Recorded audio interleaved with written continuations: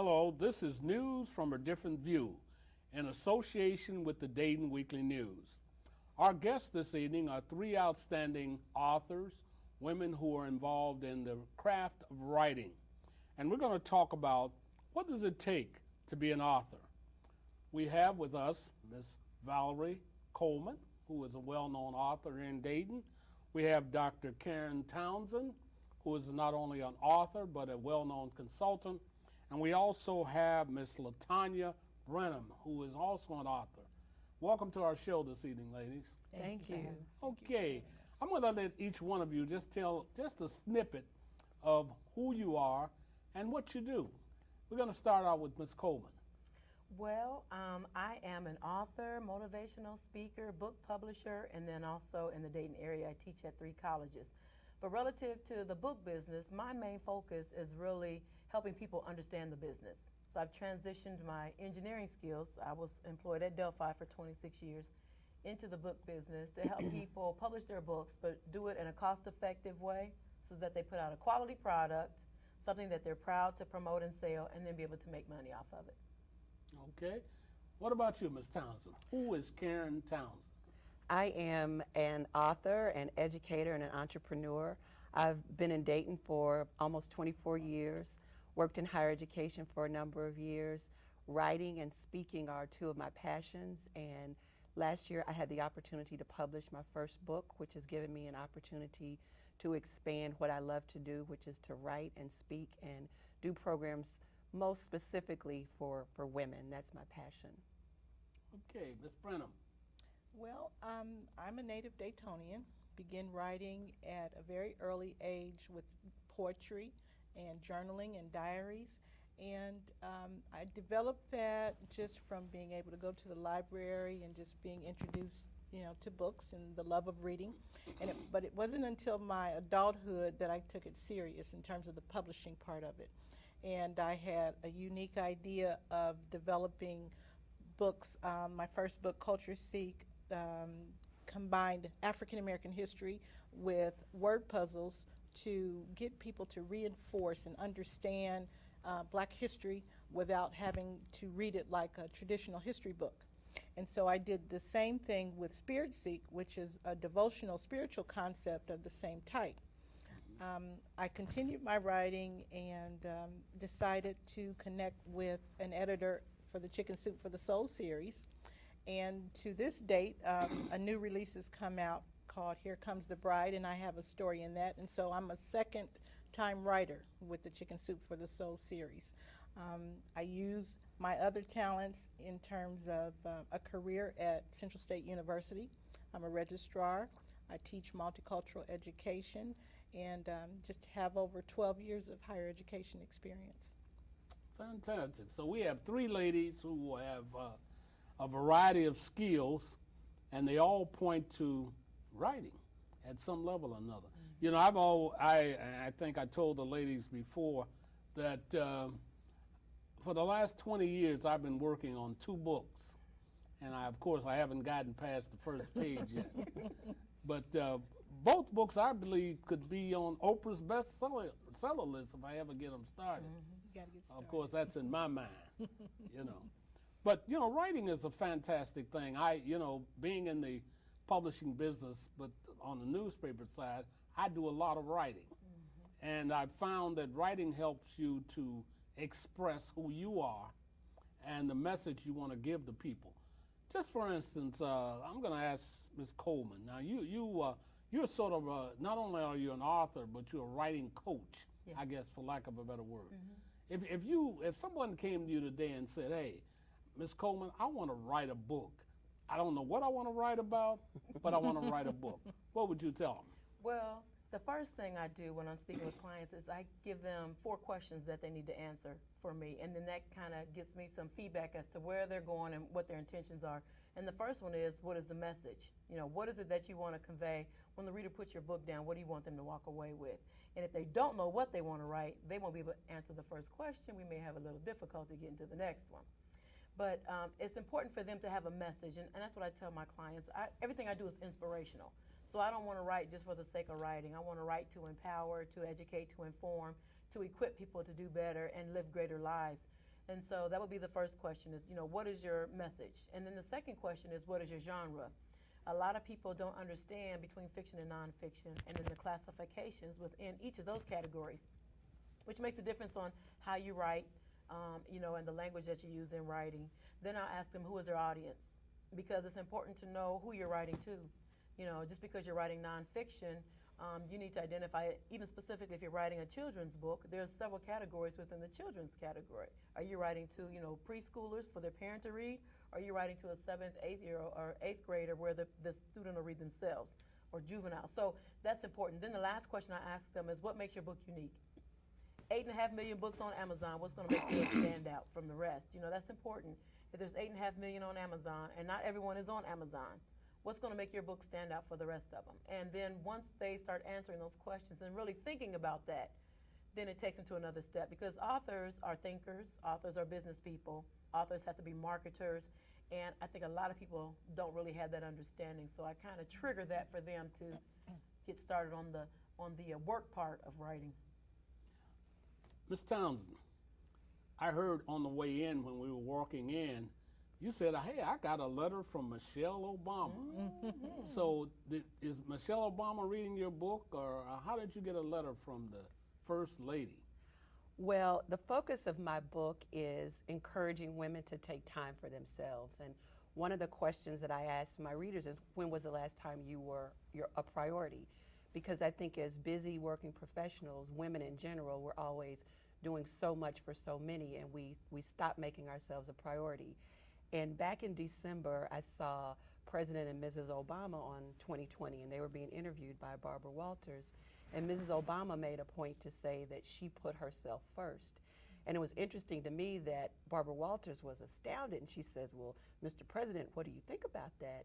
And he said, well, I find when Michelle takes care of herself, everyone is happier. And because of the topic of my book, I felt it was an affirmation of what I had written. So I sent a copy of my book to her to thank her for articulating what so many women need to hear.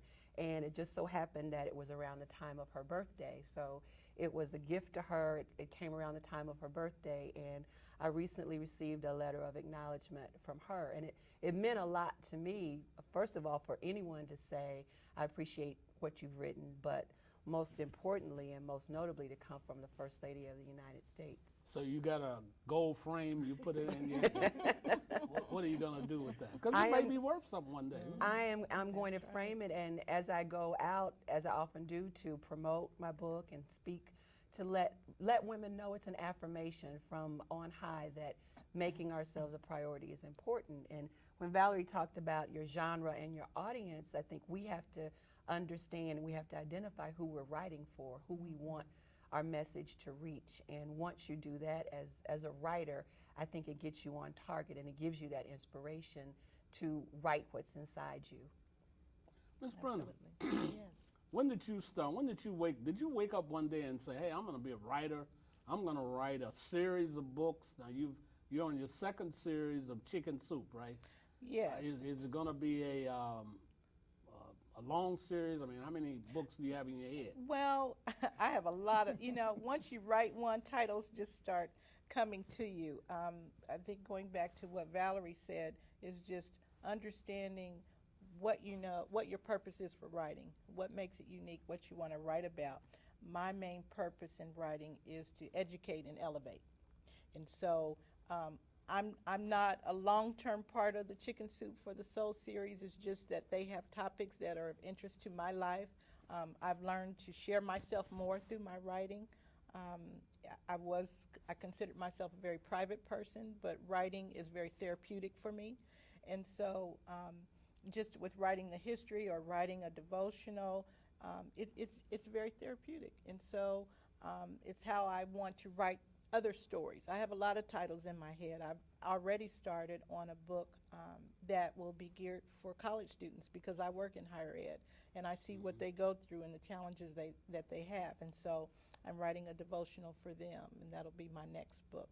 And so I don't know if we want to classify it as a series because the topics will be different, but they will always educate and elevate. That's just what I'm about, and that's what I'm most comfortable with, what I'm most comfortable speaking about, because once you put the book out, and I had to learn this as an unseasoned author, that once you write it, like Valerie said, you've got to market it. You got to know the business of it, and you got to speak about it, and you have to get comfortable with that. And so I'm comfortable with education and elevation. I think that's one thing we all have in common. We all have an education background. We've all worked in education.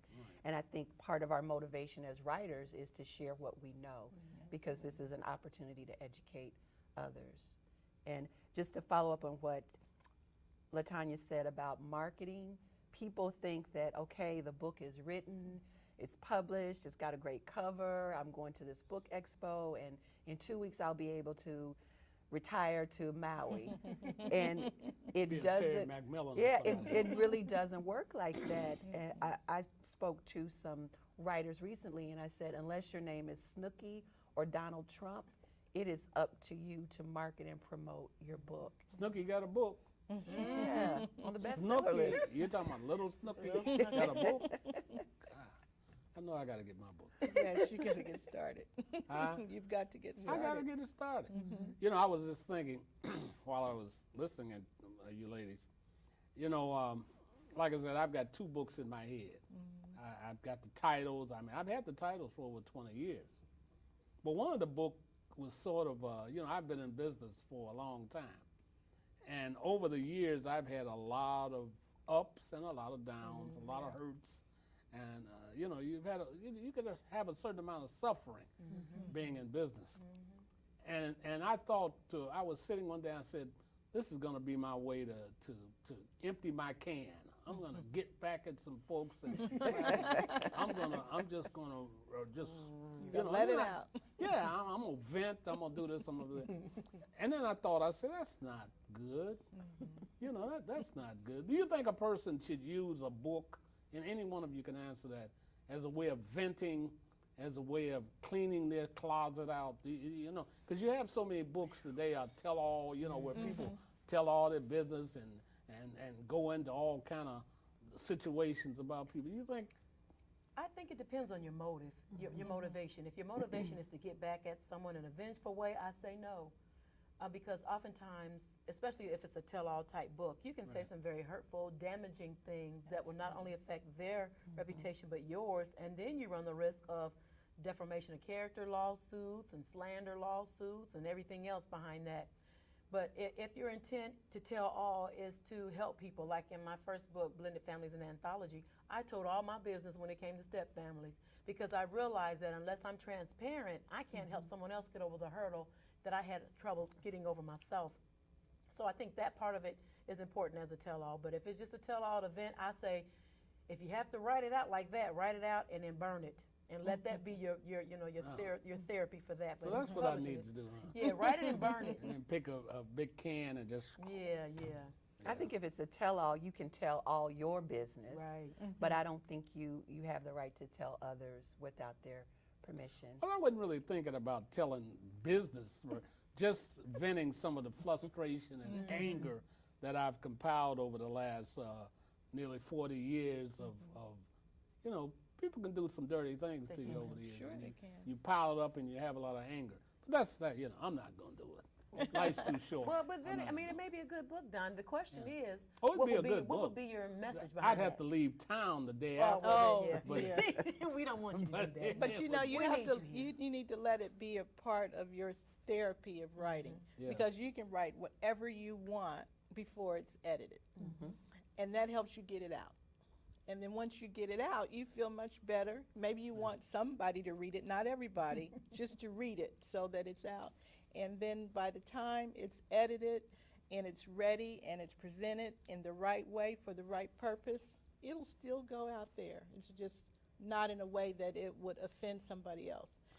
Well, you know, a good friend of mine, well, I'm not going to say we were good friends, but we knew each other for a long time. Dr. Manny Mirabal Oh, yes. died several months ago, and, you know, he wrote the 600-page Malcolm X. historical, I guess you'd say, review on Malcolm X. Absolutely. And unfortunately, he died the day before it was actually released. But the book had a lot of things that most people didn't know about Malcolm X. I mean, you know, we see Malcolm X as this iconic figure who believed in a certain philosophy and who felt certain things that, for number one, were for the betterment of his race and so forth and so on. But the book kind of opened up a whole, and I haven't read the whole book because 600 pages is a lot of book, not that thick. But it had a lot of, that's what I'm talking about. I mean, you know, it was a truth tell book. Sure. Now, you know, some of Malcolm's kids are angry and different people and so forth. I mean, you know, if you tell the truth, somebody generally is going to get mad about it because Yes, the they truth will. does hurt.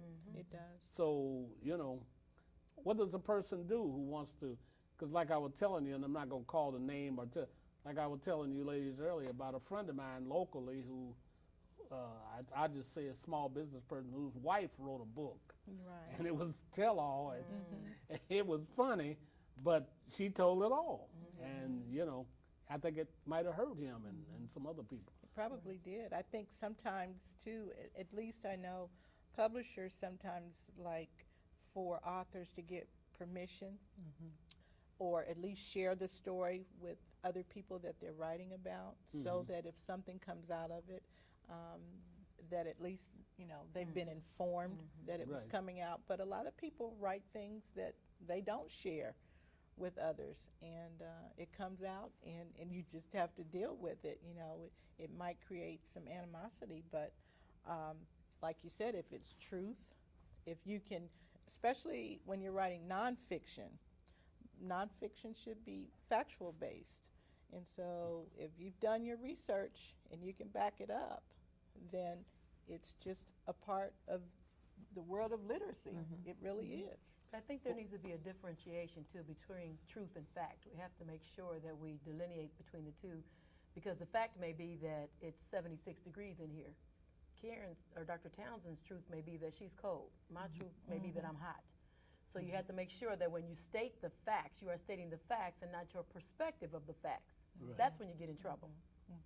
And I think with a book like that, you do have to ask, what is the motivation? Right. Is my motivation to tell my story so that it can help someone avoid the pitfalls? 40 years in business, you've got a lot of experience, a lot of stories. You've got, as you said, the highs and the lows. For a person starting out in the publishing industry, that's information that would be helpful to them. So we have to figure out, how can I tell the story so that it's truthful, so that it's factual, and so that it will be a benefit to the readers and not a detriment to anyone who might be a subject of the book. You know, I got a good friend in Atlanta who has written a couple of books, and I was talking to her not too long ago, and I was saying, how do I get started? I mean, you know, some people tell you, take a tape recorder to bed with you and just talking to it. Then some people say you do it this way. And she was saying that the best way to write, the way she wrote her book, was to start in the middle, you know, and go from the middle to the front or to the back. In other words, if I were going to write my autobiography, then I wouldn't start at Don Black, born in Chicago in 19 whatever. You know, I would start maybe at something that was unique that happened to me maybe in my 30s. Right. You know, does that make sense? I mean, Everyone composes differently. Right. And I think, you know, because like the way I compose is as I have a thought of a book, because it all starts with a thought. From that thought, then different ideas will begin to pop up in my mind, and I will jot those down in a journal. And then after a while, I have enough pieces of thoughts in a journal. I compose then on the computer and start moving the thoughts around so like thoughts are together. But another thing you can do, which I define in the Self-Publishing Made Easy book, is called the bubble map technique, Right. where you actually take your theme or concept for the book, put it in the center of like a flip chart, and then you just start talking to people, or if you want to do it on your own, and just start thinking about, okay, if the title of this book or the theme of this book is step families, what type of things would people expect to see in a book about step families? And it's a brainstorming session. So you just start jotting ideas. You know, if you got a group of people, 3 or 4 people, it really works great. then they start sharing their different ideas of what they would expect to see in a book of step families. You can either write it on the flip chart paper or put it on Post-it notes. And then what you do is you start putting, after you get a slew of ideas, you don't discount anything, you start putting like concepts together. And what you'll find is you'll begin to flesh out your chapter outlines. And I covered that in Self-Publishing Made Easy. But it all, to me, instead of just starting in the middle, you still have to have a message. Because starting in the middle is very broad. You've lived a full life. So you have to decide what aspect of my life do I want to communicate. And then let that focus or drive your focus as to what what you're going to write about. I had one client who sent me her book, and it was 400 pages, 8.5 by 11, which means it's going to be about 800 pages in final book trim. And when I read through it, she had a lot of great stories to tell. It was about her life, but she was trying to tell everything. And I told her, if you're familiar with Greek mythology, there was a creature called a tetrahedron. It was a 7-headed monster. And I told her, I said, you got 7 heads on this monster. Because she was trying to tell every aspect of her life. I said, you got to cut 5 of those heads off and focus just on 2, with 1 being the primary, and then 1 being like an underlying theme and focusing, on that. If you try to tell too much, you convey nothing. I think you have to figure out how you work best, how you write best, what's your best time, having a place to write, and then, as Valerie said, starting to collect the information for your chapters. My book is all about helping people find life balance, and I identified 7 steps. And I started file folders, and for each step, I had a file folder. And when I got a thought or a fact or read an article, I would put it in the appropriate folder. So when it was time to write, I could go to that folder and write. The other thing I think people believe is you have to write sequentially, chapter 1, 2, 3, 4, 25. You write whatever comes to your mind and then put it in the appropriate folder. But when you come up with your own method, Don Black's way of writing might not be the same way that Karen Townsend writes, or LaTanya Branham, or Valerie Coleman, or your friend in Atlanta. And I think we get caught up in that. Well, my friend said I have to start in the middle, so I have to start in the middle. Or this person said I have to start with chapter 1. You have to listen to your own voice in order to get that voice out of you. Well, you're right about the this writing in a chapter. Yeah, because movies aren't made like people think they are. Movies aren't made scene 1, scene 2. Movies start all over the place, and then they put it all together, and it becomes a whole. But so that makes a lot of sense. It makes a lot of sense, because I couldn't write. I mean, if I ever get around to doing this autobiography piece, and starting from day 1, which was my birthday, 19 whatever, there's no way I could write, because number one, I don't remember all of that, so I got to write in a form that, I've had a chance to meet several authors over the years, people like Johnny Cochran, who wrote a very nice autobiography on himself, and like I was telling you, I've met Terry McMillan and quite a few other authors, some famous, some not so famous. But I always wonder, when do you have time to do it? Because my problem is, I'm at a computer all day. I bought a computer at home and sat there, and it's the honest truth. I've never typed on it yet. Because when I get home and look at it, I said, for the last 8 or 10 hours, I've been typing stuff, looking on the internet, researching. I don't feel like looking at a computer tonight. And this goes on and on till after about 3 years of having the computer, I've never even used it. Wow. And maybe that's not the place for you to start then. Maybe you start handwriting it in an environment that is creative. It has the right energy for you. In the morning, early in the morning is my most creative time. But I also dream about, things that I want to write about. Or if it comes to mind, I could wake up in the middle of the night, and I always have a notepad next to my bed, and I write down my thoughts. I have a Bible that's full of notes, and they're not in any type of order. But when I'm ready to get the flow of what I want to write, it'll come together. So you have to find that time and that environment that's going to be most creative for you. And because you're at the computer all the time, maybe that's not it. maybe you need to start on paper somewhere. Well, I want to find that, they've got some kind of recorder. I haven't been able to find it around here. I know it's here because a friend of mine was telling me about it. That you talk into it and then it'll. Oh yeah, there's a lot of software out there. Yeah. Well, I need to. Y'all need to tell me where I can find one. There's a lot of because I software think that does would it work for you. best for me. Because I can talk. Okay. And if I could transcribe that onto the computer, then I'll be halfway home. Because I can just lay in the bed at night and just talk myself to sleep. See, you have a system. And yes, Yeah. you see, you already know what it is. You just have to get the software and Now I start got to with get that. the software in the computer, right? But you I got the said one computer. thing that I thought was interesting. You said, when will I find the time? Yeah. And in my book, although my target audience is primarily women, I talk about the whole concept of time, and I spell it capital T, small I, capital M-E, time for me. And if the book is something that's important for you, you can't wait to find the time or make the time or look for the time. You have to take the time Right. to write that book. One of the things that was helpful for me, we talk about when to do it or where to do it. I found what I call the third place. And the third place is where I would go to write. And the first place is typically your home. And it was hard for me to write at home because when you're at home, you have the responsibilities of home. Right. You have your family and dishes and laundry, and you Right. get distracted. Well, your second place is work. And you can't typically write at work because you've got to work at work. Yeah, you got. And you've got colleagues and coworkers that need your time. But the third place is the place where you go and you start to condition yourself mentally, physically, and emotionally that when I'm in this place, it's where I come to write. And after you do it a number of times, your brain it'll click. And I'm in the third place, and this is where I'm supposed to write. I know Valerie and I both used to write at Judge Littlejohn's Coffee House on Salem. And another one of my third places was Panera Bread. When I went to those places, my brain knew, okay, she's serious.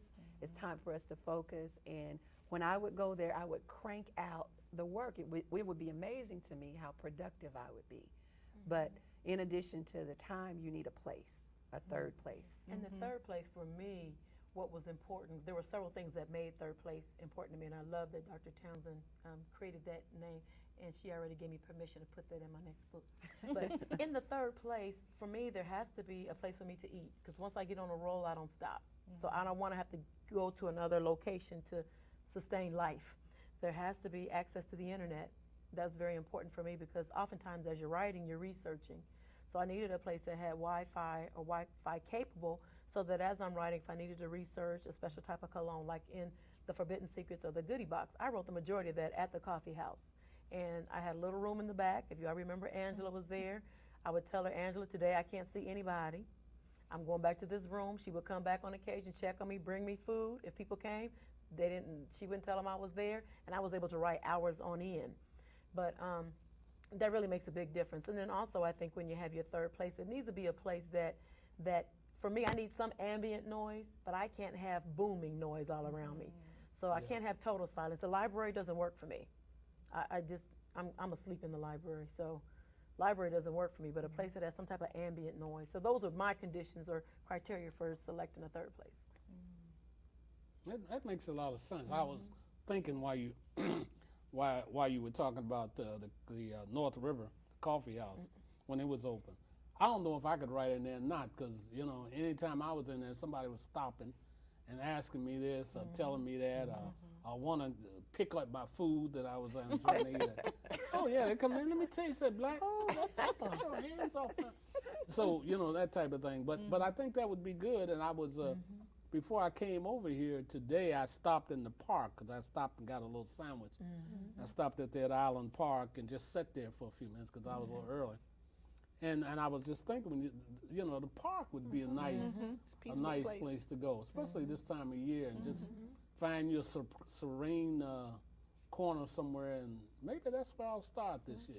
And there's water at Island Park too. Yeah. And for a lot of Water's times, water Yeah. it unleashes our creative juices. Right, yeah, they got the nice little lake over there and so forth. Yeah. There's all kind of things that help. Even music. When I was writing The Forbidden Secrets of the Goodie Box, depending upon the mood or the tone I was trying to set with the characters, I went to our website, Pandora.com, and played that type of music. So if the girl was in a depressing stage, then I played depressing music, because then it put me into this emotion that then I could pour out onto the paper, so that the reader could feel what the character was feeling. So there are a lot of different things you can do, because it sounds, Don, like you have a little bit of writer's block or some hesitancy to moving forward. Now, and when I talk to clients, there could be a couple things. One of it could be fear of not putting out something that anybody would find worthy of reading. Or it could just be the fact that there's so much to say, I don't really know how to say it or where to start. That's my problem. I don't have the fear that people, because really, I've got a couple of good books in my head. I'm serious. I really believe they could be bestsellers. I really do. The problem is, I'm one of these people, if I start something, I gotta finish. Right. I'm not a quitter. I'm like Richard Nixon. I'm just not a quitter. No, he said I'm not a crook. That's a little bit different. A little bit different. But I'm not a quitter. Anything I start, I'm going to finish. And I'm just afraid that it's going to take me too long to finish it. How long is too long? That's like when people, Till we're I die. educated. I We're mean, like How long is the educators. difference? When people say, I would go to college, but I'll be 80 when I graduate. Well, you're going to be 80 anyway. You're going to be 80 anyway. So you can be 80 with a college degree or with a book. And you said it's been 20 years. So had you started 5 years ago, you'd be 5 years closer, even if you weren't finished. Right.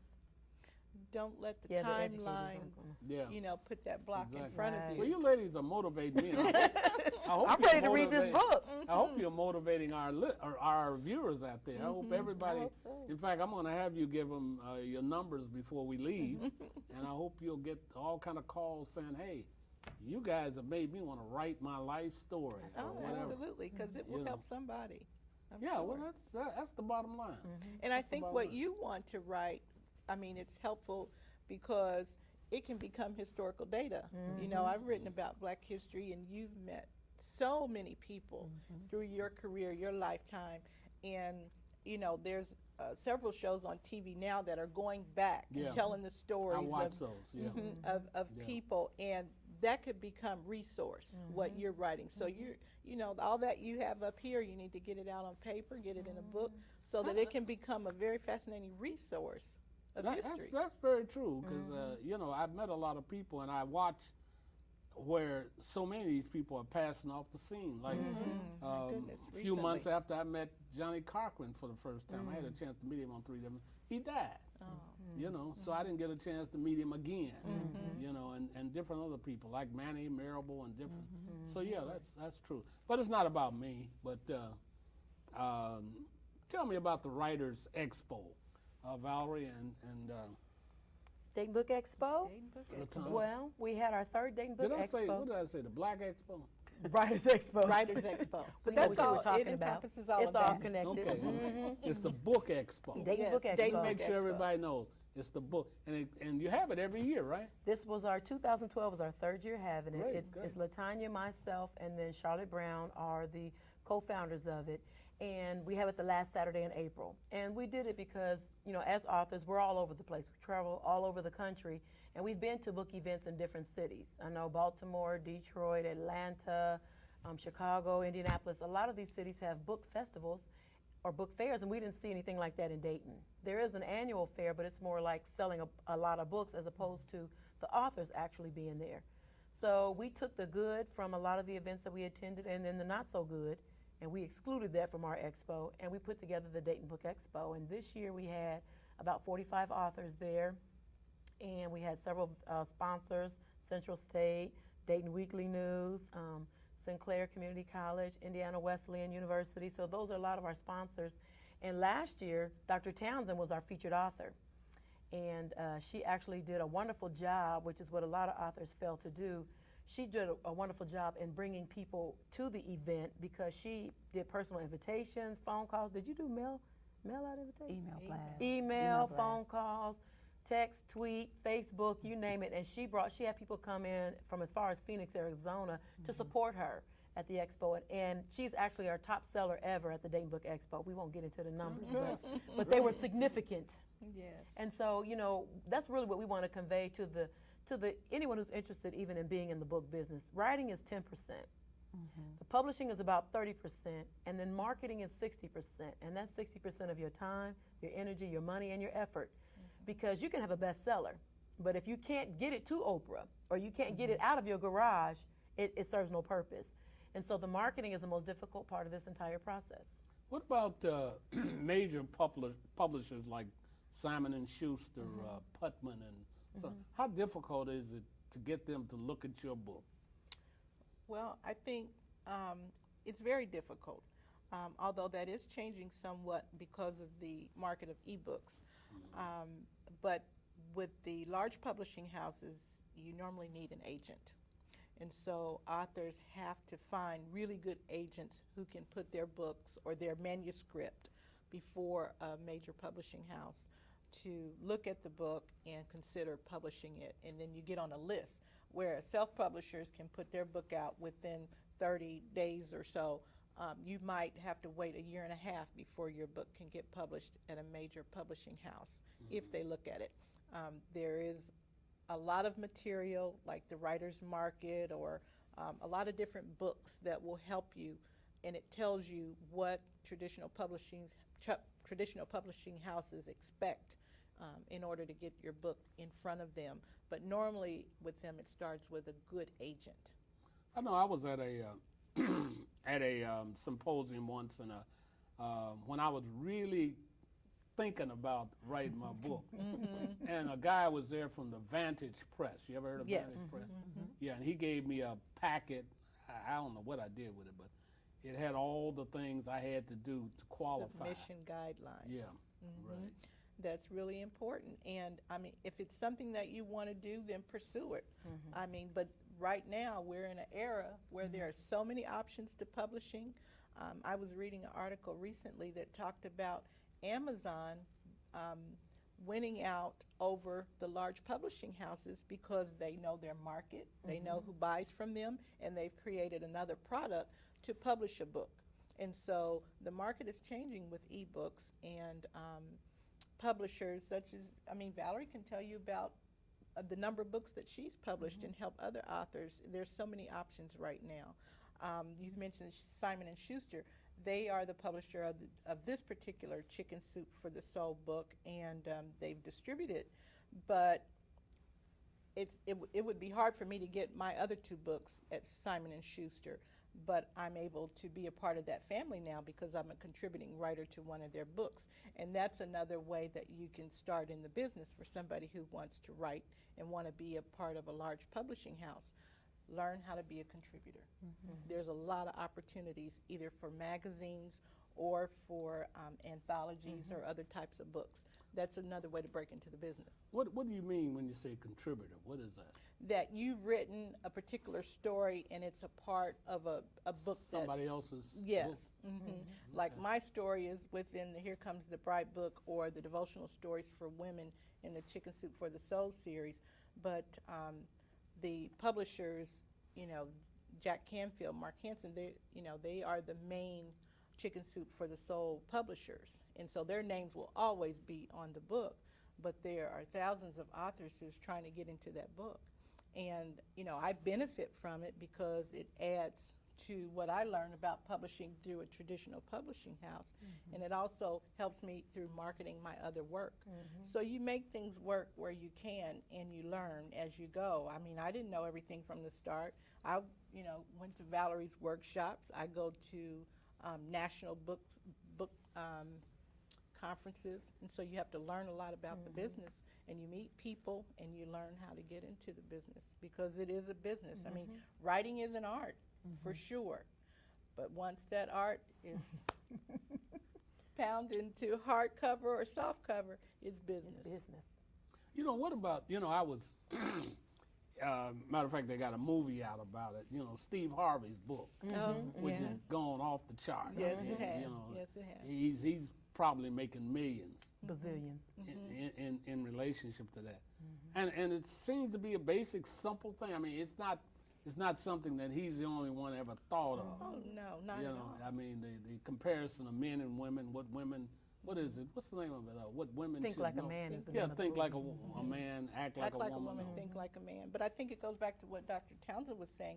Unless you're somebody really famous, I'm sure he doesn't need an agent because of you know, His brand. yeah, Yeah, his his brand. brand. Yeah, Yeah, his he brand. comes with a brand, and so, Okay. you know, traditional publishing houses, they go right to him. But most of us, as writers, we don't have a well-known brand, and so we have to go the traditional method. But it's very popular, and now it's turned into a movie for him, Yeah, which is yeah. great. And speaking of Steve Harvey's book, The Forbidden Secrets of the Goodie Box is a book about relationships. And if you're on Amazon, when you find my book, it pops up with Steve Harvey's book, because people who bought this one also bought that one, which is wonderful. But it's a book about relationships. Have I gotten a movie deal yet? Not yet. Still waiting on that. It's coming. It's coming. I No received doubt. it. But when I saw the movie, I really said, this man has read my book. But I And he think might that's have. an example No, no. of there are no new stories under the sun. Right. There are no new stories. But if we can present our stories with a different type of spin to get people to take a second look and take a moment to think about their own lives, we each have a story that we want to tell, and we've tried to do it through the pages of our book. When I wrote it all started when I stopped using lotion. I thought it was my story, but I've learned it's not my story. It's the story of every person who's busy, who's overscheduled, overworked, overwhelmed, and we all need to take a step back. So I have this book, and I want to share that idea with others, but it's not enough for me just to write the book and get it published. What am I going to do to make sure that you, Don Black, know about my book, or people in the Dayton community know about the book? It's not just writing, as you said, it's an art and it's a business. And for so many of us, we know how to do the writing part. We may even know how to talk about it, but we don't know how to necessarily To market it as a business. And I think if you want to be a successful author, then you've got to make an investment. You've got to go to conferences and seminars and Absolutely. workshops. You've got to put in some work on the front end if you want to see the benefits on the other end of it. And it takes some time, it takes some effort, but it's so rewarding when you have your book and when someone gives you some positive feedback. The one thing that I would caution anyone who's writing a book is, I think everybody's goal was to be on Oprah's couch. That wasn't mine. And so many people wanted to be on Oprah's couch. But what does it mean that Oprah's couch is no longer there? Does it mean any of us who write a book that our book is not as important or not as worthy as anyone who sat on Oprah's couch? I don't think so. I mean, if Oprah called any of us, I'm sure we would be ready to go. I'm there. Oh, sure. But if we don't get the call, I think the words that we've written, the messages that we're attempting to share are still important, they're still valuable, and they still need to be heard. I never really wanted to be on Oprah's couch. I wanted to be Stedman so I could be in her pocket. He took it there. But anyway, that was a little, Valerie, Yes. you're a publisher. What does a publisher do? Well, I am a publisher of inspirational books. I've published over 20 books, working on 4 right now. And as a publisher, what I do is I sit down with my clients, find out what it is, again, going through those 4 questions, getting a good understanding of what their objective is. And then I take the raw manuscript, which is what they've written, oftentimes without having been edited. But I take the raw manuscript and I make it book ready, industry ready, which means making sure that it's professionally edited. And if they've had it professionally edited, I still do a read through because of certain things that I know readers look for to make it marketable. I work with them to get a customized cover, a quality cover. You want something that's going to stand out. If you've got some displays or events you may go to may have 1,000 books on a shelf. You want your book to stand out amongst those 1,000. So I help them pick covers that will have an impact on the reader, the potential reader, even working with titles. I've worked with clients with titles. Can I tell the story? Yes, you may. Okay. Dr. Townsend's title initially was Take Out Time with the capital T, lowercase I, capital M-E, which meant time for me. And I told her from an editor's perspective, time looked like a typo. It was a misprint because you don't typically see the words time, spelled that way. And so we talked some more about it, and she began to tell me a little bit about why she wanted to write, what she was writing, and what her motivation was and the message behind it. And so she started telling me about how, she went to get her pedicure, and she was complaining about a callus on her foot. And so he was going through these series of questions. And by the time he asked her the last question, she said, well, Val, I realized that it all started when I stopped using lotion. And I said, there's your title. Because you want it to be something that people, when they hear it, they either go, wow, what does that mean? Or they giggle or they respond. So now the book has been lovingly dubbed the Lotion Book. The Goodie Box book is the Goodie Box book. The Forbidden Secrets of the Goodie Box is a Goodie Box book, and I'm officially the Goodie Box lady. That's my name. And really, it is about branding, because I was at an event 2 weeks ago, and I walked in and someone said, "Are you the Goodie Box lady?" No? And I said, "No." And then someone said, "No, she's the lotion book lady." So titles are so important because they start to attach the title to you and to your message. And the thing about being an author, I don't care how well you think you write, you need an editor. Oh, sure. You need Absolutely. someone to look at your work, and you have to be open to feedback. Because Valerie and I, she is my publisher, she was my editor. We went back and forth, and I said, "Well, Valerie, this is the way I want it." And she said, "Well, let me tell you what the standards are." And when she presented that to me, this is her profession. She's the expert, so I had to listen to her. So part of it is being willing to give your baby over to someone that you trust so that they can make it even better. Because she ends up being the mother of the book. Because the mother She's the always- mother. I'm the surrogate. The surrogate. Okay, but you always Midwife. want the best for your child. Right. You're the That- midwife. I'm the That's midwife. right. That's Let me, right. let me ask you a question. This is for me, really, and hopefully many of our viewers.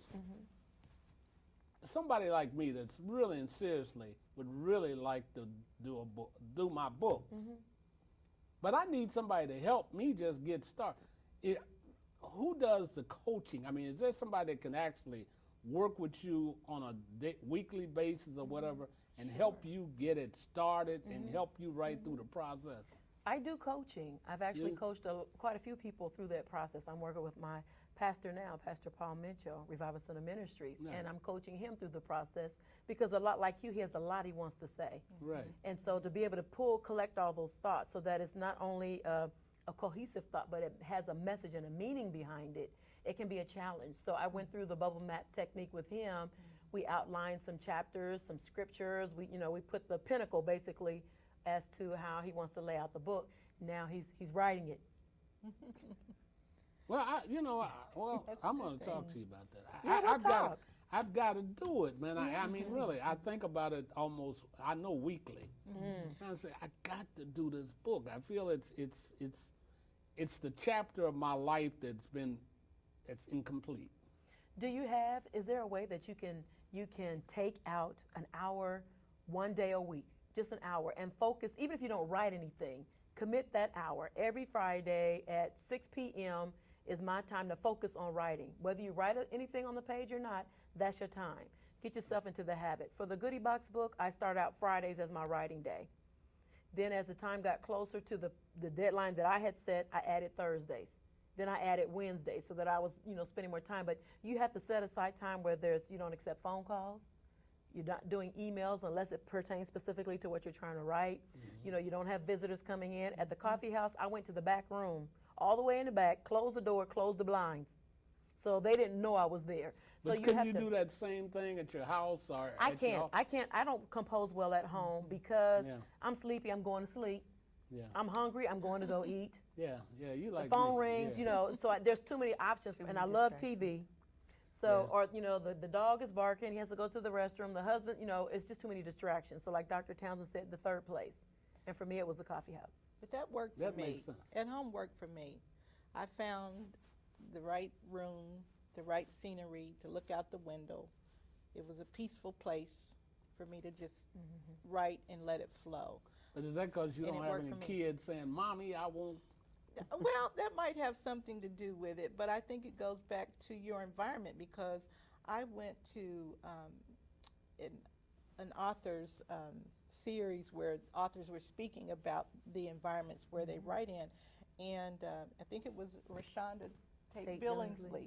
She has a lot of children, but she says she's at home in her kitchen and she can just write her thoughts down, and they don't bother her. She's learned how to Tune 'em out. kind of tune them out. So I think it just goes back to finding the right environment. You have to find what works for you. Mhm. But You do. also, I think you have to schedule the time. If you had a very important meeting with the president of the Chamber of Commerce or the mayor or the governor, if that appointment was on your schedule, you would not miss it. Mhm. And you have to think the same about the book. If it's seriously something you want to do, you have to schedule the time and keep the commitment to yourself.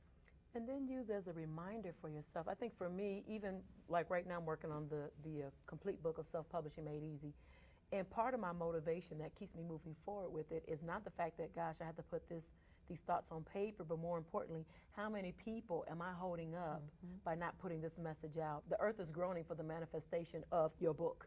You know, you don't know how many lives you can affect by getting the story out, from the people who want to get into the publishing business, or just to have the knowledge base, like LaTanya said about the historical knowledge, or just the fact that you have some relevant content. Someone is waiting for that, and you're holding them up.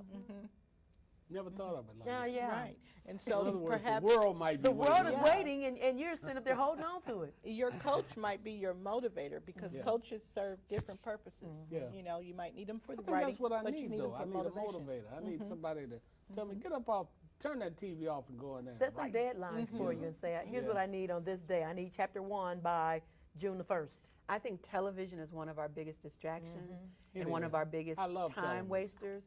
And It one is. thing that I often tell students who can't find time to do different things, and I know they're watching television, I say, stop watching other people live their dreams. That's the Because truth. everybody that's on television, they want to be an actor, they want to be a singer, they want to be a comedian.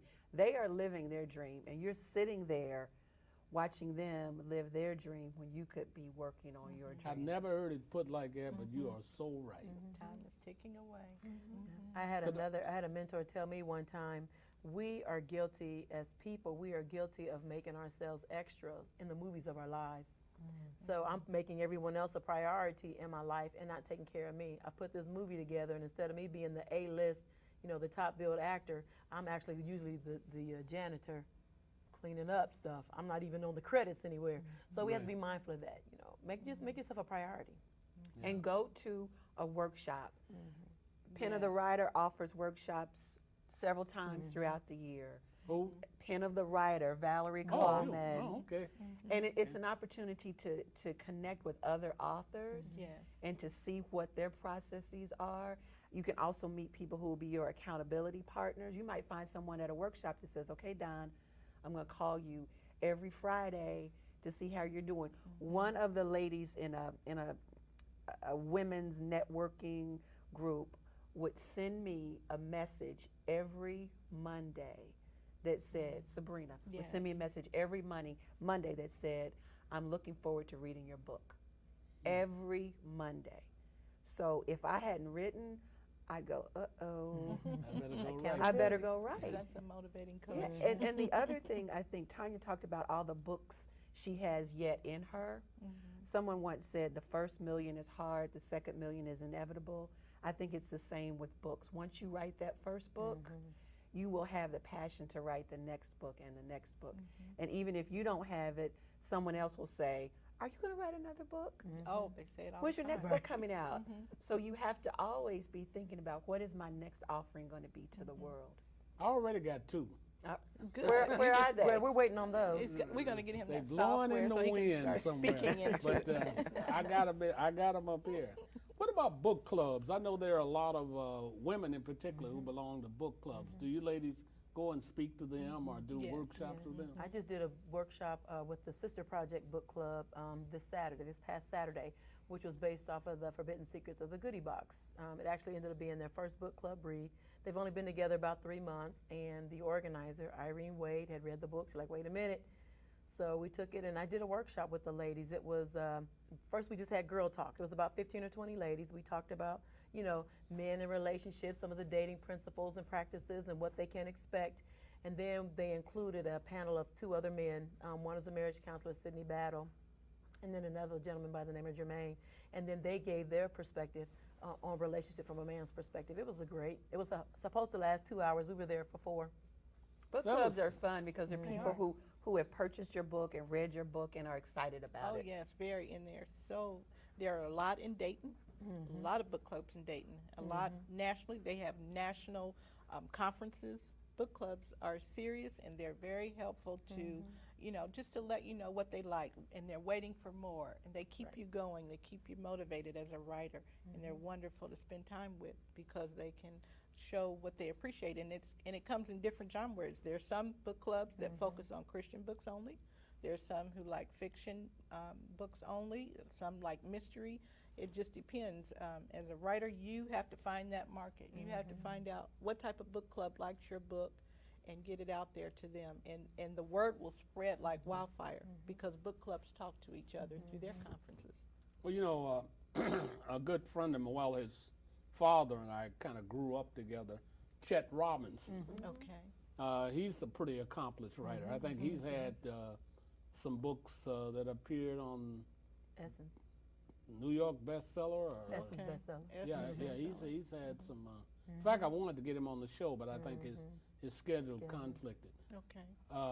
But he switched. The last time I talked to him, and then you reiterated, and he switched from. I think the style of writing he was doing was sort of.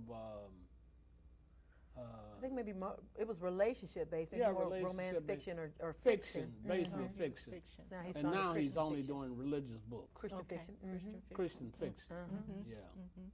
Who are some of the other up and coming writers that we can look out for outside of you ladies, I of was gonna course? say. Well, I think locally, That's what I Vanessa mean, Miller. Vanessa Miller's really been doing some things. Right now, she writes for 3 different publishers, and I think she has almost 20 books Really? that she's written herself. Yeah, pretty close to that number. I'm not sure the exact number. Well, are there any that we would recognize? I mean, names. Well, she started out with the Rain series, which would have been Former Rain, Latter Rain, Abundant Rain. She did I worked with her on that. We did a stage production back in 2005.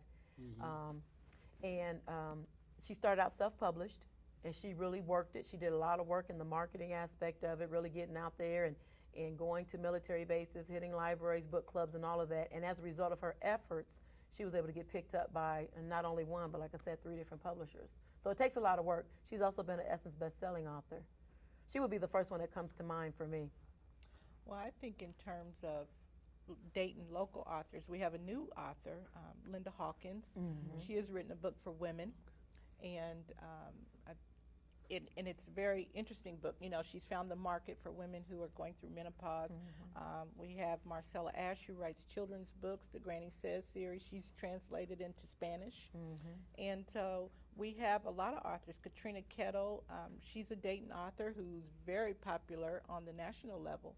And I work at Central State, of course, and there's a professor named Professor Obi Wu. He's written a wonderful poetry book from Nigeria called The Tigress at Full Moon. And so there is a lot out there. We're rich writers in the Dayton area. Yeah, Thank we you. are. I hate to cut us off, but I've just been told by our director that our time is up. Oh, okay. Ladies, I really have enjoyed this, seriously. Thank This you. has been Thank one of the you. best shows for me that we've had so far. So I'd really like to thank Miss LaTanya Branham, is that the correct? Branham. Okay, and Valerie Coleman, and we're going to be, all of us going to be rushing to her workshops and to her company. 'Cause I know I'm going there because I got to get.